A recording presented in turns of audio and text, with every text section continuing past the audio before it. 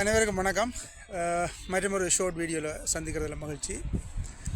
இன்றைய தினம் இது சம்பந்தமாக இந்த ஷார்ட் வீடியோன்னு சொன்னால், இந்த நீண்ட காலமாக இந்தியா இலங்கை சம்பந்தமாக ஒரு பிரச்சனை நிலவி கொண்டிருக்கிறது. எல்லாரும் மறந்தபடியும் இந்த கடல் எல்லை பிரச்சனை என்று சொல்கிறது உண்மையிலேயே இது நீண்ட காலமாக இந்திய மீனவர்கள் இலங்கைக்குள் அத்துமீறி நுழைவதும், இலங்கை அரசாங்கம் அதனை பிடிப்பதும், மீண்டும் இந்தியாவிடம் ஒப்படைப்பது, சில சமயங்களில் அந்த படகுகள் பறிமுதல் செய்யப்படுவது, இவ்வாறான பல விடயங்கள் நீண்ட காலமாக நாங்கள் கேள்விப்பட்டு கொண்டு தான் இருக்கின்றோம்.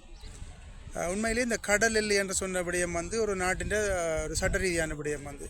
ஒவ்வொரு நாட்டுக்கும் புவியியல் அழகு ரீதியாக கடல் எல்லைகள் நிர்ணயிக்கப்பட்டிருக்கின்றன. உதாரணமாக அதுவும் இலங்கையை பொறுத்த வரைக்கும் 4 பக்கத்தால் கடலால் சூழப்பட்ட நாடு என்ற ரீதியில் இலங்கையின் கடல் எல்லை இலங்கையின் புவியியல் அமைவிடத்தை பொறுத்து இலங்கை அரசாங்கத்துக்கு அந்த விடயம் தெரியும். அதனை போன்றுதான் இந்தியாவும் ஏறத்தாழ் 75% பகுதி கடலால் சூழப்பட்டிருப்பதனால் இந்தியாவுக்கும் இந்தியாவின் கடல் எல்லை என்பது தெரியும். அந்த கடல் எல்லைக்குள் அந்தந்த நாடுகள் சட்ட ரீதியாக தங்களுடைய நடவடிக்கைகளை மேற்கொள்வதற்கு உரிமை உண்டு. இதை அனைவரும் ஒரு அறிந்த விடயம் இது. ஆனால் அங்கிருக்கும் சாதாரண மீனவர்களை பொறுத்த வரைக்கும் இலங்கைக்கும் சரி இந்தியாவுக்கும் சரி அவர்களுக்கான கடல் எல்லைகள் துல்லியமாக அவர்களுக்கு தெரியும் என்ற ஒரு நிலைப்பாடு இருக்க முடியாது. என்னென்னு சொன்னால், சாதாரண பாமர மக்களுக்கு கடல் எல்லைகள் தெரிய வாய்ப்பில்லை. ஆனால் அவர்களுக்கு அந்த கடல் எல்லையை நிர்ணயிக்க வேண்டிய பொறுப்பு அந்தந்த நாடுகள் அரசாங்கங்களுக்குரியதும், குறிப்பாக அந்த நாட்டின் கடற்படை என்பது ரீதியில் அந்த எல்லைகளை மீனவர்களுக்கு தெரியப்படுத்தலாம்.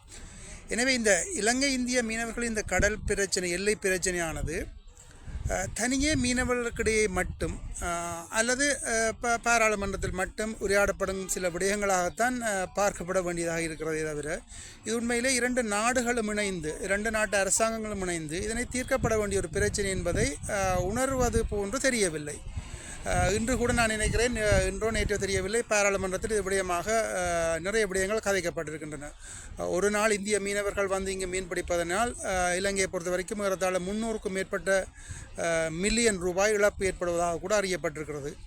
எனவே இத்தகைய அந்த இலங்கை இந்திய மீனவர்களின் எல்லை பிரச்சனையானது மீனவர்கள், பாராளுமன்றம், ஏனைய அமைச்சர்கள் என்பவற்றை தாண்டி 2 நாட்டு அரசாங்கங்களுக்கு இடையில் இது தீர்க்கப்பட வேண்டிய ஒரு விடயமாக இருக்கிறது.